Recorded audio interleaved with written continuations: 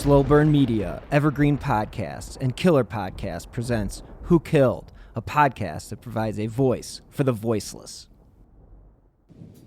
The news was unreal. 4 teenage girls, each shot in the head and severely burned. Their bodies left inside a local yogurt shop.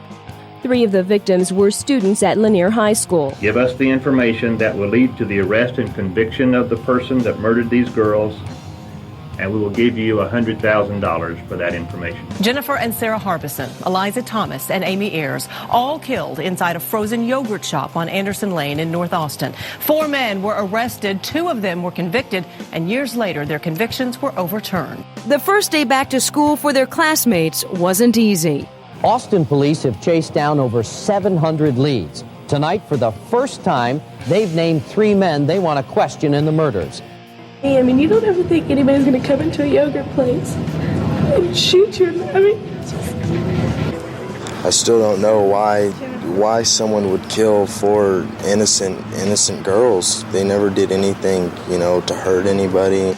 She always put her hair way up, and then she'd have clips and then wash her face real good at night. And I can just still see her doing it.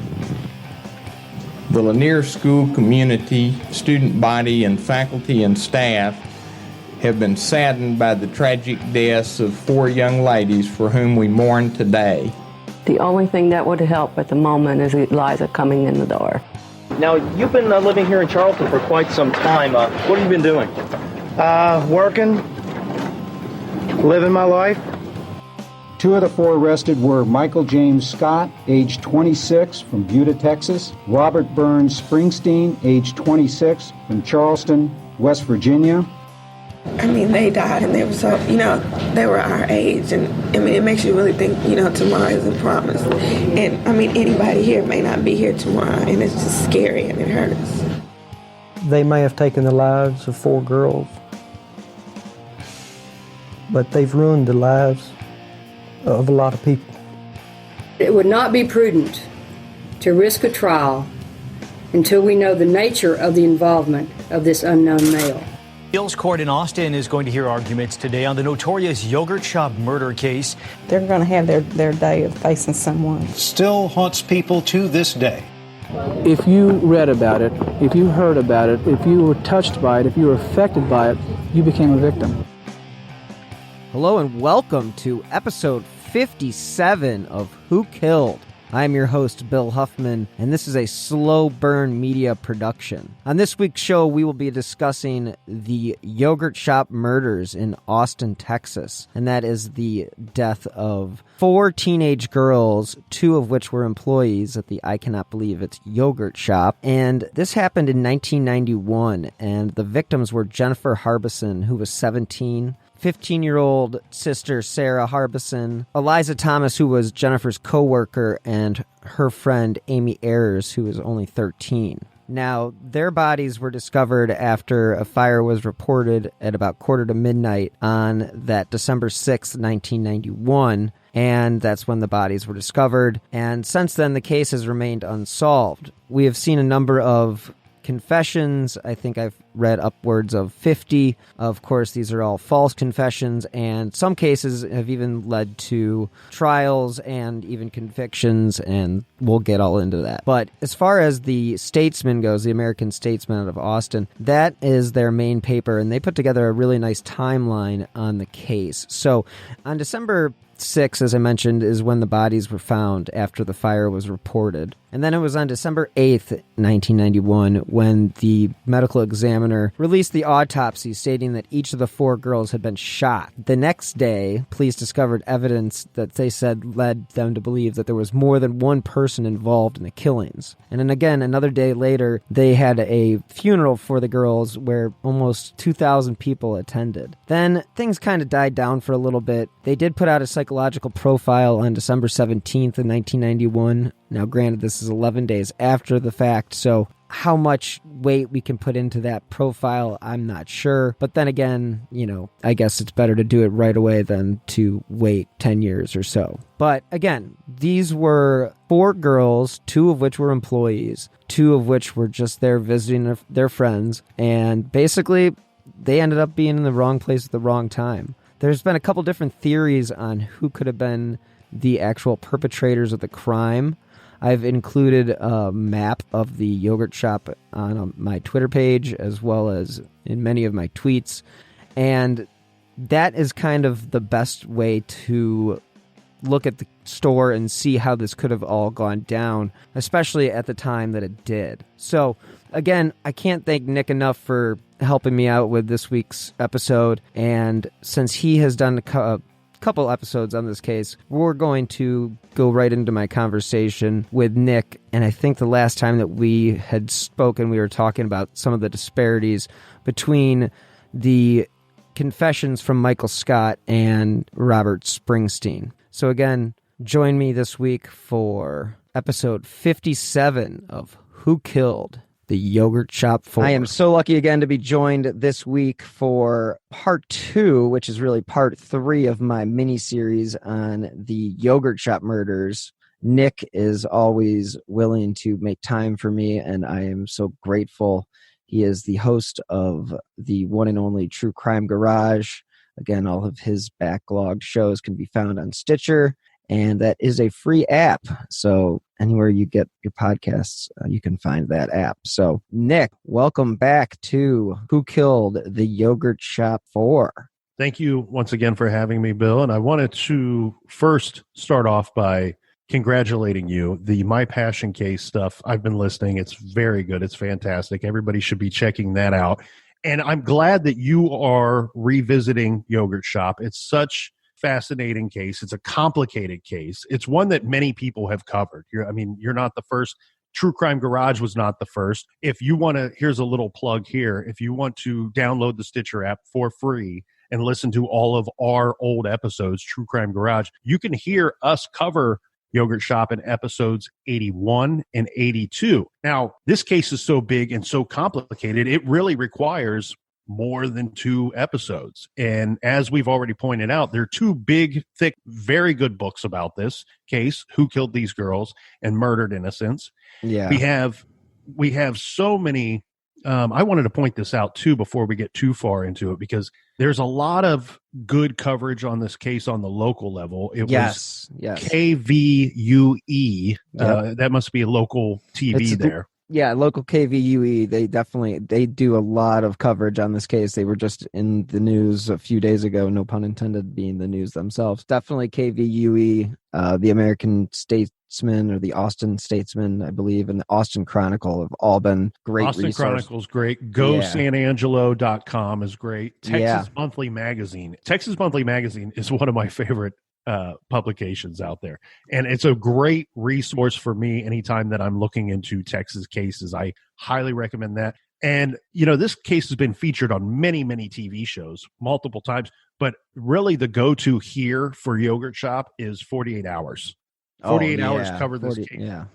3 times that I can think of, and their coverage is the absolute best. Erin Moriarty, I'm sorry. I think she is the one that covers the case. She is awesome. And 48 Hours itself, they've been all over this case, I think, since the beginning. So if you ever get an opportunity to watch some of their older episodes, it's definitely worth your while. And I know that we, as we were finishing up last week's show, we were talking about the interrogations and some of the disparities inside the investigation, inside of the interrogation within Michael Scott's confession.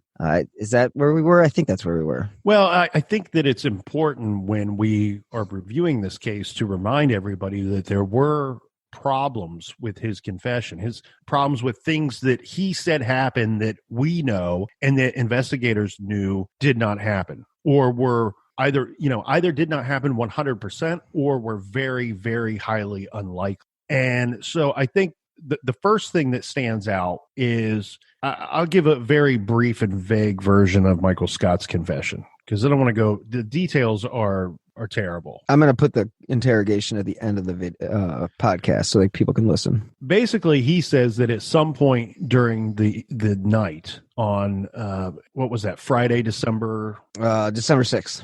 Yeah, Friday, December 6th, 1991. He says at some point when the girls are already in there working, when they're conducting regular business, this is during operation hours, they're open for business, that he went into the store and eventually he works his way to go into the back room. Now, we talked about having the diagram and everybody looking at this, the layout of the store. It's important to one, keep in mind, this store it's pretty small. It's not big. Yeah, it's not a big restaurant. And it's in basically a strip mall. Yeah, it's not a standalone. Right. And what you have here, for those that are not looking at the diagram, as you would with any restaurant, you have a front of the house and you have a back of the house, right?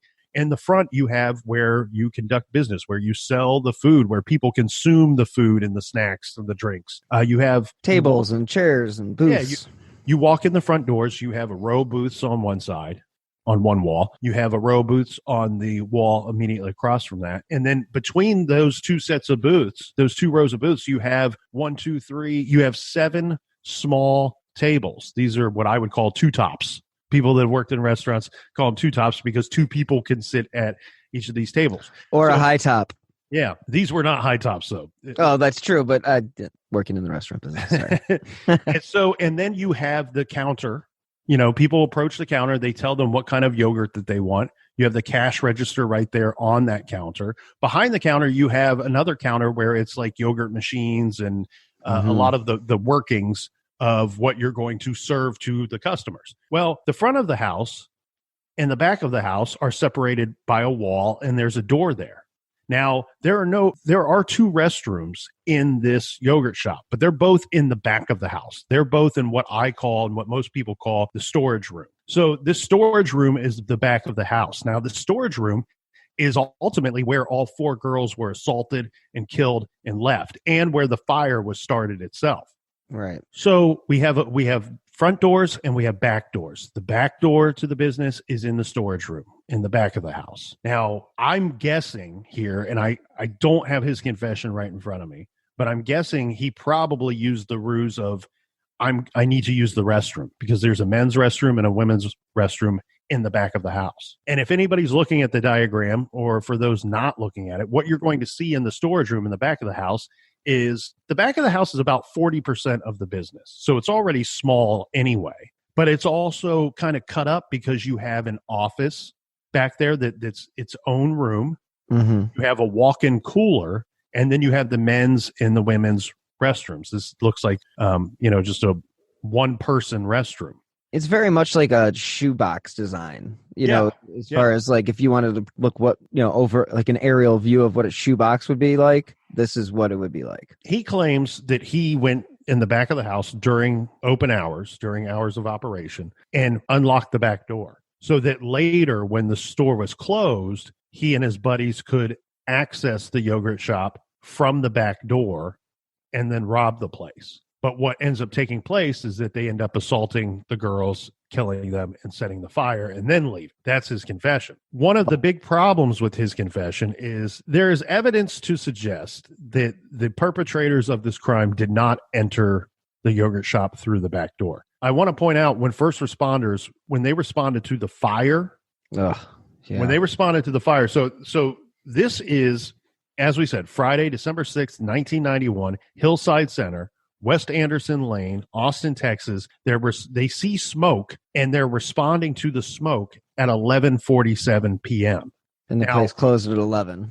Yeah, and when first responders arrive on scene, what they find is the front doors to the business locked, and they find the back door. There's a little argument on this. It was definitely unlocked, but some have said that it was ajar. Yeah, I've heard speculation on whether or not it was a first responder that opened the door or not, as far as what the door was. The fact that the front doors are locked, I think that says a lot. Yeah. There's so much to be said. And I think that's where the two, I guess we have to kind of discuss. Well, you don't want to stray too much here, Bill. Well, yeah, okay. I was going to stray. So let's start with a couple of the problems that are with Michael Scott's confession. Good idea, Nick. First, he says that Robert Springsteen raped one of the girls in the office, okay? in the room we're calling the office, that everybody referred to as the office. The problem with that is when first responders responded to the scene, they found the office locked, okay? And because there was a very hot fire burning in the storage room, they have evidence,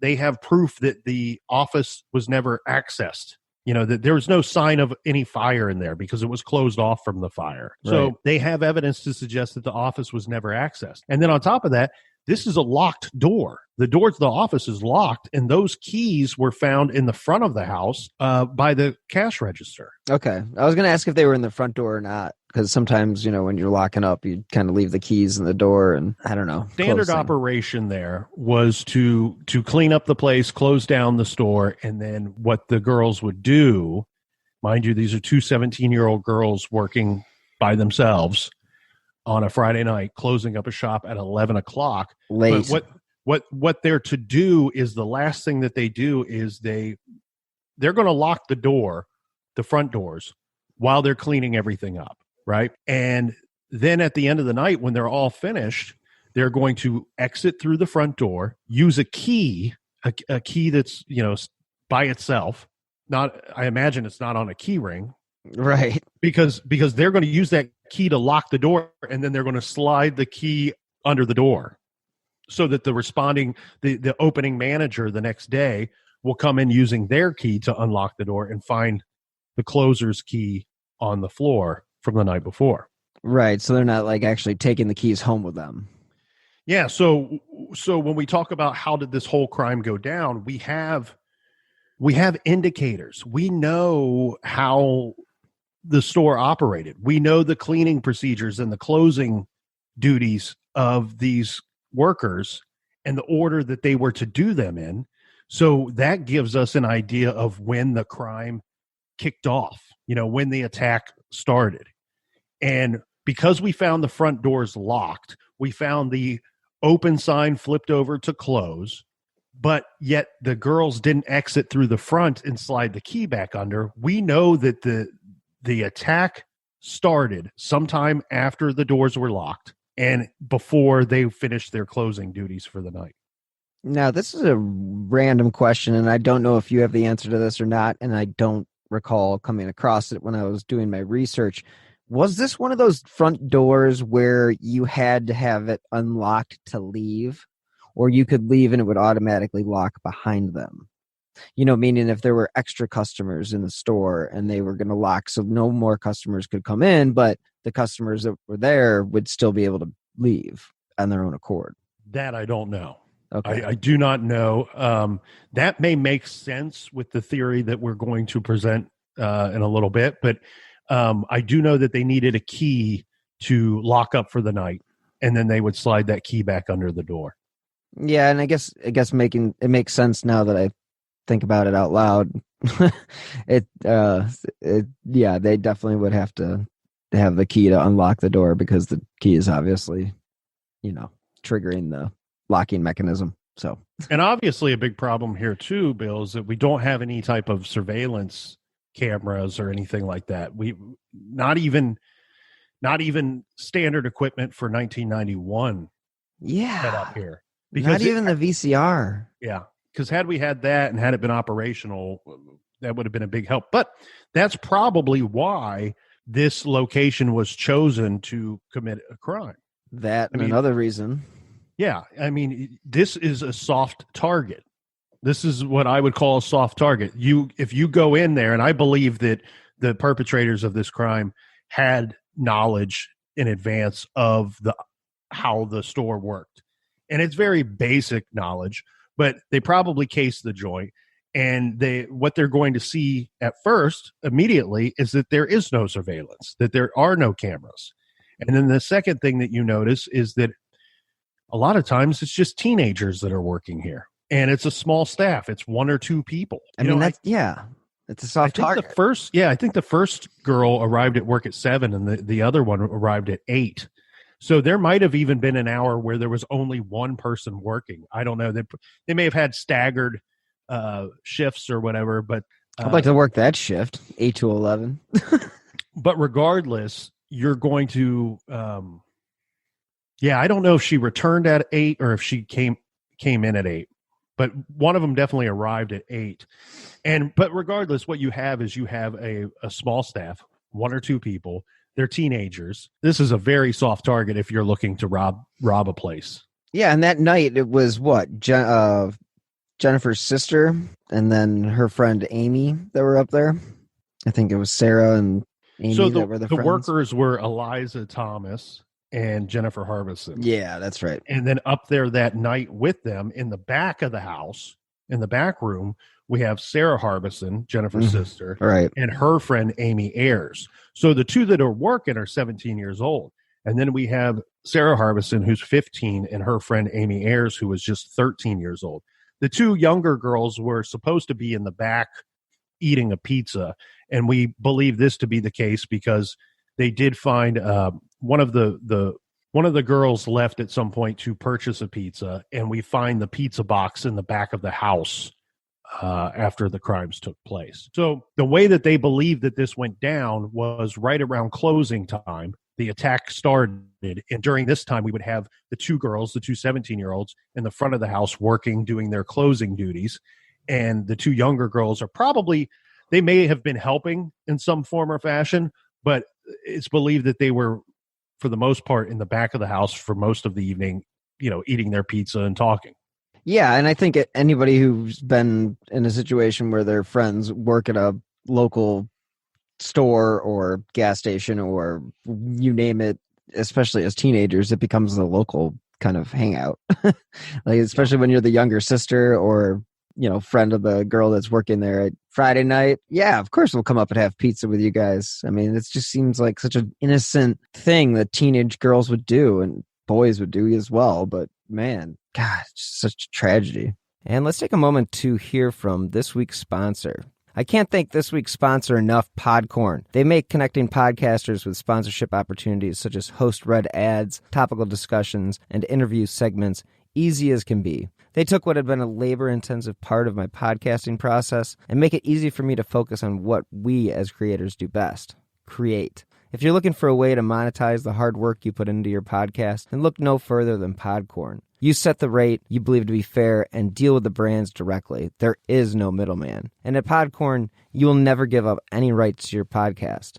Their mission is to make sure creators like me are compensated in an appropriate manner. You can check them out on their website, podcorn.com. They have packages for podcasts of all sizes. And again, I can't thank them enough for making my life easier. I've provided a link in the show notes to check out what Podcorn can do for you. Yeah, so Michael Scott claims that Robert Springsteen, and Robert backs this portion of the story up, that he raped one of the girls in the office, but we've already pointed out that they know that the office was not open. It was locked, that nobody had accessed the office during the commission of these crimes. And then on top of that, the next portion that becomes a big problem. Now, mind you, a lot of the stuff that he gets right, he's getting it right because we showed last week how they led, Polanco led him to these correct answers. What did you tie them up with? And then eventually he gets it right and they agree on it. But one thing that he got wrong, even with all the help from the detectives in his confession, is the starting point of the fire. According to Michael Scott's story, he claims that he brought with him Zippo or some type of lighter fluid, and that it was used as an accelerant to start the fire, and the fire was basically set on top of the girls. They started the fire on the victims. True, that is correct. That is his claim. But what happened is when they first started investigating this thing, you have a homicide detective because we have quadruple homicide, and then we also have arson investigators. And the arson investigators determined early on in the investigation that the fire was started on a shelving unit. Now, this shelving unit is on the back, not on the back wall, but it's in that back corner, very close to the back door of the store. And the reason why they know that to be the starting place of the fire, the genesis of this fire, is that it was the hottest. It was the hottest portion. It burned the hottest there. And it burned so hot that it melted. These are metal shelves, the chef shelves, storage shelves, whatever you want to call them. These are those metal shelves. It melted the metal shelves. And then on top of that, the shelves melted. Yeah, you can see pictures where they kind of where they're drooping. Wow! Once they put out the fire, they had drooped, but the fire was started on the shelving unit, and then it burned hot and it burned up. Okay, so what we had going on here too is they had ceiling tiles, and they had like that. Everybody knows They're drop ceiling. They're called drop ceilings. Yeah, I don't know what it's made out of. I don't know what it's made out of either. They're just ceiling tiles. Right. This is not heavy duty material. What happens is these ceiling tiles started catching on fire as well, and they started falling. Now we have the victims. We have 3 of the victims that were placed over by that shelving unit. And I don't want to go too much into it, but when you review the evidence, it's 100% that these victims were moved after they were killed. Well, why? But like, I want to go into it just real fast. There's a reason why you can tell that they were moved. They were stacked on top of each other. Not to be blunt, but I'm sorry. That's what they say. The one of the parts of this story has always been that the victims were stacked, and that is true. But it's also not entirely true. It's a little more complicated than that. We have Eliza Thomas. Her body was laying over top of Sarah Harbison's body. Okay. And then next to them, you have Jennifer Harbison, who's lying almost directly next to the 2 that let's call them stacked victims. Then about 4 feet away from Jennifer Harbison, we have Amy Ayers, the youngest victim. Right. And she was the only one that was shot twice. All the girls were shot once with a .22 caliber gun. And then Amy Ayers was shot a second time with a different caliber gun. Yeah. And so what was with the different caliber gun? Was it a 38 or was it a 38 caliber? Okay, so let's go through this. That's a good point you got there, Bill, because this is another part of the story, the confession that is wrong. Okay, so what we have here is the gun. Remember, we referenced that Maurice Pierce was picked up carrying a gun. The police found that gun. They found that .22. They tested it, and they confirmed that .22 that they had ballistically didn't match the .22 that was used to kill the girls. The .22 caliber gun that shot all 4 girls. Then another part of the confession that's wrong is we have Michael Scott and Robert Springsteen, who's they are led to understand that a second gun was used. The problem is they both got the caliber of the gun wrong that was used. It was a 38 that was used, and I think one of them believed that it was a 380 that they were using. And I'm no gun expert, so I don't know. Yeah, I was going to say, I don't know the difference. I can tell you the difference between a shotgun and a pistol. I got you there too, buddy. I just, I'm not gun guy, but yeah, I'm sure there are a million people out there that will be able to correct me on that one. But yeah, that's so weird as far as the gun. So the weird thing about Davidson too is that Davidson, they bring this gun, or they find this gun that, isn't it that Davidson shows them where the gun is? And they're able to test it. I'm going off of memory here, and it's been a while. I don't recall how they came into possession of the .22 caliber gun that was tested. Well, it's just weird because Davidson ends up getting while they're in jail, while Scott is in jail, he's getting held on perjury charges. Well, that's a whole different story in itself. What the fuck is going on there? And pardon my French, but how is that even possible? Well, and the other problem, too, is that what they do is once they are armed with Michael Scott's confession, where he says that we lit the victims on fire, that's where the fire started, they then go back to the arson investigator and get him to change his story to say, oh, okay, maybe it didn't start on the shelving unit. Maybe the fire didn't start on the shelving unit and it didn't burn in that back corner. It started on the victims who were near that back corner. And that's not a real hard sell to the jury either, because remember, we mentioned when the fire burnt hot on that shelving unit, it burnt hot and it burnt up, and it created debris that fell onto some of the victims. Mm-hmm. So when you're reviewing pictures and whatnot, and you see these charred bodies, it's easy to believe that that's where the fire started. The problem is it didn't start there. We know that to be a fact because where it burnt the hottest was in that corner. It burnt the hottest in that corner. if the girls would have been the start of the fire wouldn't have been as big as what it ended up being. We know how hot, or at least how hot this thing got, because we had one of those aluminum ladders was located in this back room, in that back corner. Like a step ladder? It's probably like an 8-foot ladder or something. Yeah, I believe it to be like a 7 or 8 foot ladder. Everybody has one in their garage. It's one of those aluminum that's what I was metal thinking ladders. of, yeah. Okay. And the great thing about aluminum and the great thing about metal, and I can't remember if it was in fact aluminum, but the great thing about metal is we know what the melting point is for different metals. Mm-hmm. Well, this ladder, it required a minimum of 1,200 degrees for this thing to melt, and it melted. It melted the top of the ladder. So at minimum, the fire was burning at 1,201 degrees, and probably a lot hotter than that. Yeah, because at the end of the day, I think Amy's body was the only one that was able to be... Well, because she was furthest from the fire. Exactly. And if you look at the map, you can see that. Yeah. Yeah. She was positioned over near the restrooms, and the other 3 girls were in that back corner nearest the back door. But do you think she was trying to make a run for it? Because she was shot twice?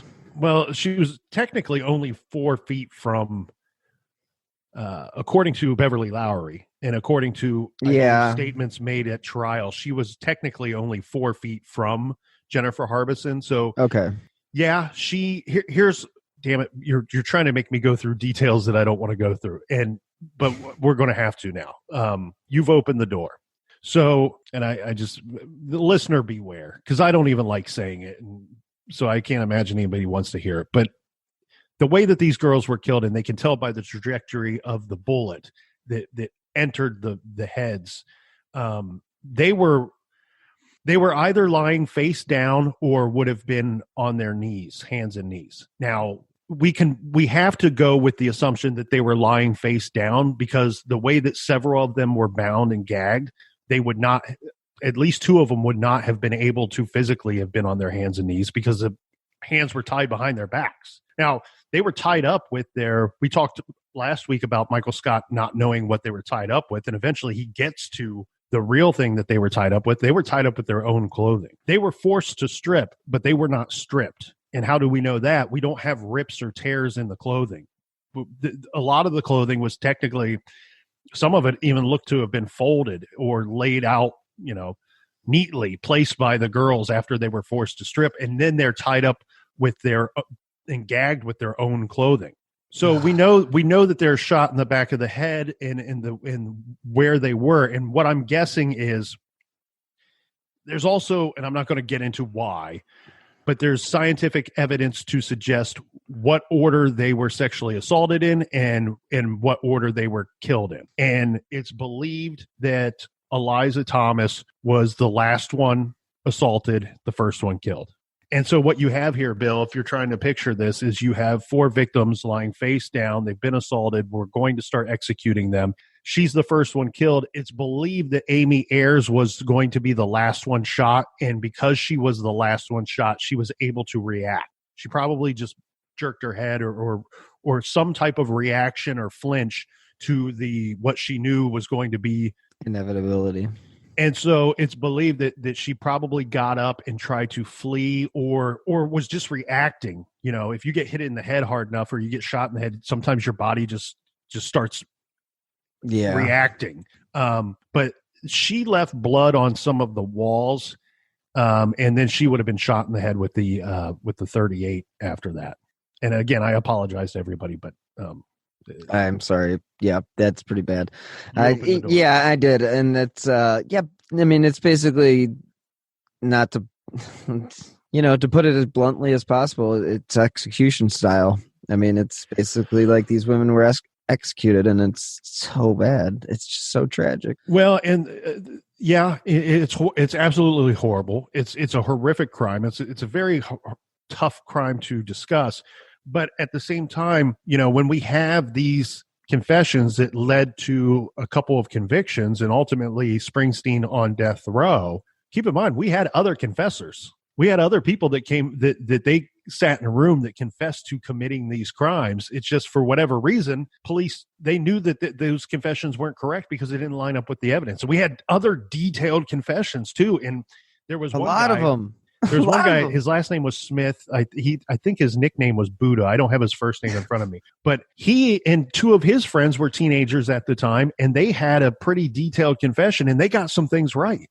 But they never took those guys to trial. So I think what happened here ultimately is, I think this is such a horrific crime. And you know, you and I spoke off the record about the trauma to the first responders and to the investigators and the PTSD and everything that they endured as well. Mm-hmm. That I think what happened here, that was in the beginning when they were getting these false confessions, in the beginning when they were interviewing people, they were hurt. They were hurt, but they wanted to get it right. And I think as this thing drug on and as it went cold, I think that at some point the investigators suffering themselves just needed it to be over.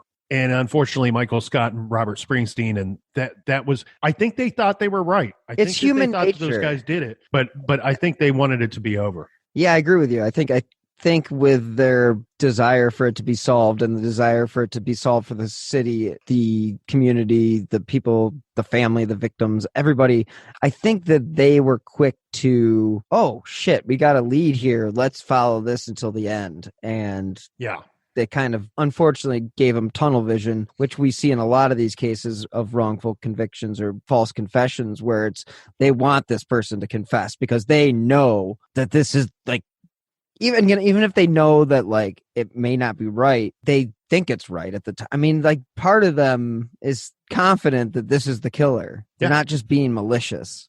And I think that paints a broad stroke of too many officers that say, oh, you know, they're trying to force them into this, that, and the other. Yeah, there's probably a lot of those guys too, but majority of them are probably, you know, trying to get to the bottom line, and that's who the fuck killed these girls. Well, and the other thing too that I want to point out, and this is just my own speculation, my own personal belief, but I also don't believe that, and I think we'll figure this out one day. I think this will be solved someday. So it's not a matter of if, but a matter of when. And I think when it is solved, if we do learn details, that I think we're going to learn that the motivation, the motive here was not robbery. I think the motive here was sexual assault. And we talked about a soft target. I think the same thing applies for the sexual assault. That I think that these guys, and I say these guys, I mean the actual perpetrators, not Michael Scott, not Robert Springsteen, the actual perpetrators, and I believe it to be, there's evidence that would tell us that this is two perpetrators. You can see it in the pictures. Well, yeah, you can see it in the pictures and the DNA evidence. That's the other thing we kind of left out there. The DNA evidence is what exonerated. I mean, it excludes all four of the guys who were arrested. It excludes the two guys that were convicted of the murders. Right. There were sexual assaults that happened, 3 or 4 sexual assaults, depending on what reports you read. And there was DNA left at the scene, and none of it belongs to Michael Scott. None of it belongs to Robert Springsteen. None of it belongs to Maurice Pierce. None of it belongs to Forrest, who I can never remember his last name. Wilborn. And Maurice Pierce, who's now dead because he tried to stab a police officer in 2010 and was killed. Yeah, he was never a good guy. No. I don't want anybody to get confused. Now, the other guys, they were idiots when they were teenagers, but I don't think Michael Scott, I don't think Robert Springsteen, I don't think Forrest Wilborn, I don't think those guys were bad guys. Maurice Pierce was just a pain in the ass his entire life. Yeah, he was. He definitely was on the radar. So I know you got to go, man. I don't know if we got everything covered this week. May have to hit you up again for another 20 minutes or so. Real quick before we go. Nick, thanks again, man. I know you got to run. You're so busy with everything you got going on, Mr. Podcast Extraordinaire. Appreciate you joining me again for the 8 millionth time. I can't thank you enough for everything that you've done for me in this industry, and I am so appreciative of it all. So thank you, Nick. Well, I'm always glad and always very happy to talk with you, Bill. God bless you, and God bless Texas. Absolutely. Thank you very much. Thank you so much again to Nick from the True Crime Garage podcast for joining me again on this week's episode of Who Killed the Yogurt Shop 4. As I was last year, I will be on Podcast Row at CrimeCon 2020 in Orlando. If you guys are looking to go, this is really a bucket list item for any true crime fan. And if you'd like to save on your ticket price, you can actually use my promo code Amy2020. And I'll be representing Who Killed, My Passion Case, and Who Killed Amy Mahalovic on the row. So I will be dropping new episodes of Who Killed every Friday, wherever you get your favorite shows, as well as new episodes of my other show, My Passion Case, on Mondays. If you enjoy this podcast, you can help support the show by clicking on the donate button on the left-hand side of slowburnmedia.com. That is slow minus the W, or via the Venmo app with my username @Bill-Huffman-3. I will also provide a link in the show notes. Any amount is appreciated, and it does really help keep this podcast running. If you guys do enjoy the show and would like to leave a 5-star review wherever you listen to your podcasts, that also helps keep the show in the spotlight. I will be updating my Twitter feed constantly as far as new shows in the pipeline, as well as previous cases that I've covered. If there are any updates, you can follow me on Twitter @BillHuffman3. And again, thank you to Nick of the insanely popular True Crime Garage podcast. They can be found, all of their shows can be found on the Stitcher app, and that goes back to when they first started, and they've got well over 350 shows. So it's a wealth of true crime knowledge, and they really are one of the best shows out there. So thanks again to Nick, and I look forward to talking to you guys again soon. And until next time, be safe.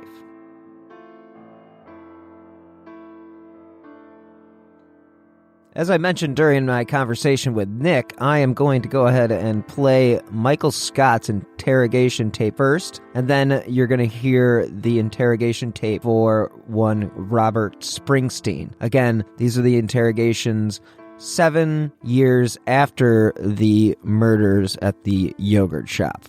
We want the truth, and you know what the truth is. You're having trouble with the memories or flashbacks. You know what happened. You're scared to tell us. I don't blame you. It's a horrible thing what you saw in there. Look, can I tell y'all what I keep seeing in my head? Tell us what you see in your head. I keep seeing these girls get shot. Right. Tell us what that looks like. Tell us what you see specifically. How they're getting shot and who's shooting them. Come on, Mike, we're doing good. Tell us. Let's do this today. Let's do it. Seeing girls. I remember seeing them down. I remember one girl screaming, terrified. Okay. I don't know if this is real or not, or if this is... Michael, it's real. It's okay. You can present it to us any way you want, but it's real. Michael, look at me. You're remembering what happened because you were inside there, right? You're remembering what happened. I don't honestly remember going in the building. But you were in the building. You went in there with them. I don't believe that, Michael. You do remember going in there. And you know you were in there. Did you shoot any of those girls? No, sir. Then tell us what happened. What do those two boys do to those girls? Do I live with this the rest of your life? No, I don't. Then get it out right now. They're you over. They're the ones that shot the girls. Do it. What did you see happen? At some point where he's handing that revolver, what does he say to you? Either shoot him or you're next. That's what he said. Because I didn't want to do it. Right. Either shoot him or you're next. What do you remember hearing then?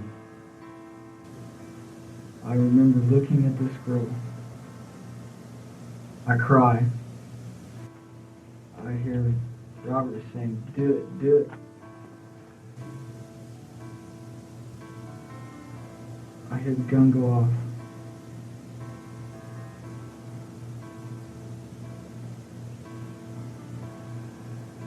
I only pulled the trigger once.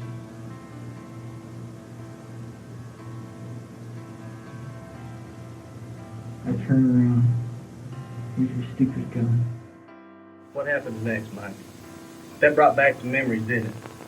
I remember looking at the gun. You ever seen that gun before? I'm not positive. Does that look like a gun you've seen before? It looks like a gun I've seen before, but I'm not positive. Is that the gun you shot somebody with, Mike? I don't. Is that the gun you walked up behind somebody with and shot in the head? Is that the one? Talk to me, Mike. Yes, sir. You did that, didn't you? Yes, sir. We've installed some more doors, haven't we, Mike? Not really. You sure? Yes, sir. And now I'm going to play you the interrogation tape of one Robert Springsteen. The problem is, we got to get what are our options. I cannot give you any more truth than I've already given. Where do we go from here? Why can't you? Because you're going to dig yourself into that thing? Well, you're already there. You've already dug the hole. The hole's there. Oh, then I'm in it. I don't know. That's what I keep telling you guys. I mean, my God, this was 7 years ago. But this is one of the most significant things that ever happened in your life. That's what I keep trying to explain to you. If I was there and I partook in this, I would remember these things. And you do remember these things. No, I don't. No, I do not. You're the coldest guy I've ever talked to in my life. Are you a cold-blooded murderer? No, sir, I'm not. I think you are. I think Maurice is absolutely true about you. Well, then you're the coldest guy I've ever talked to. Pardon me? Then let's take whatever actions we need to take. If that's what you believe, and that's where you think this case needs to go, then let's go there. We don't want to go there. But I'm doing everything I can and have exceeded my limits of helping you guys. Where do we go now? What did Maurice make you do with that 380? Huh? What did he tell you to do? The steps right, or what's going to happen? Oh, what did you do? What did you do? What's wrong? Okay, where? Where did you think you shoot? Rob. Where?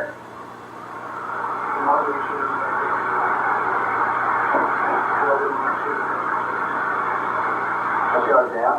She already still up? Why not?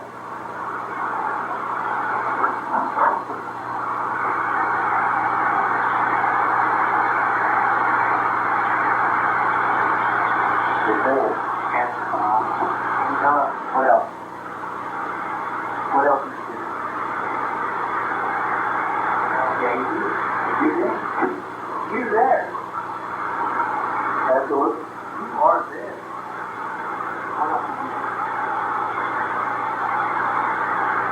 You weren't there, did you?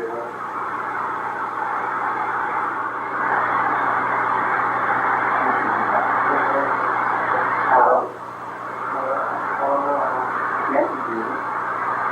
You know how to just say it. Thank you guys again so much for tuning in to another episode of Who Killed.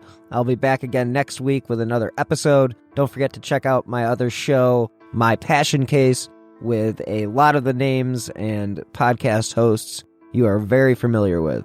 So check it out wherever you get your favorite podcasts. Thanks a lot and have a great week. And again, be safe.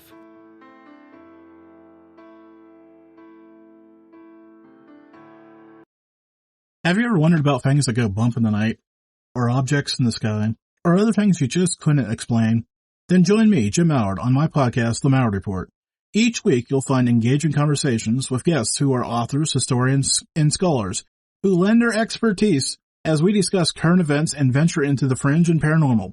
The Mallard Report hits controversies head-on, yet remains conversational, and can be found on Apple Podcasts, Spotify, and any other major podcast platform. Hey, podcast listeners, I'm Paul Brandis introducing my podcast, Countdown to Dallas. It's a fascinating, in-depth look at the seemingly unconnected events that led to the assassination of President John F. Kennedy. It's based on my book of the same title. In that book and in this podcast, I go all the way back to 1939, when Lee Harvey Oswald was born into a troubled and dysfunctional family. I'll follow his transient and often violent teenage years and young adulthood, painting a fuller picture of the man who would later become Kennedy's killer. I also take a look at events unfolding in that era, like Cuba and Vietnam, and I'll unpack the conspiracy theories too, not one of which has ever been conclusively proven. Subscribe to Countdown to Dallas at evergreenpodcasts.com or your favorite listening app October 31st.